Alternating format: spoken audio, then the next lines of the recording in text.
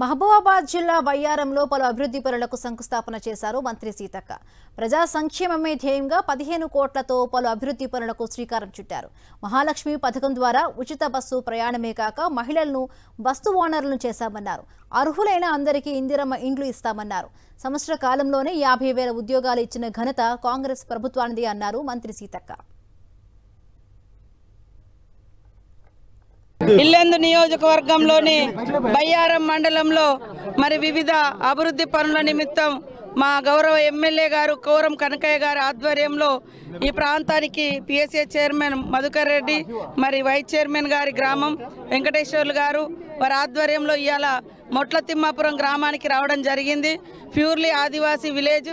చాలా ఏళ్లుగా ఇక్కడ బ్రిడ్జి లేక ఇబ్బంది పడుతుంటే కనకయ్య గారు మా ఎమ్మెల్యే గారు చొరవ తీసుకొని ఈ ప్రాంతానికి రోడ్డు అదే విధంగా బ్రిడ్జి నిర్మాణం చేసి నా చేతుల మీదుగా ఓపెనింగ్ చేయించినందుకు వారికి ప్రత్యేక ధన్యవాదాలు. ఈరోజు మా శాఖల నుంచి మన ప్రభుత్వం వచ్చిన తర్వాత ఇచ్చినటువంటి 10 కోట్ల రూపాయల అభివృద్ధి రోడ్లు బ్రిడ్జీలు కానీ రోడ్లు కానీ ఓపెనింగ్ చేయడం జరిగింది.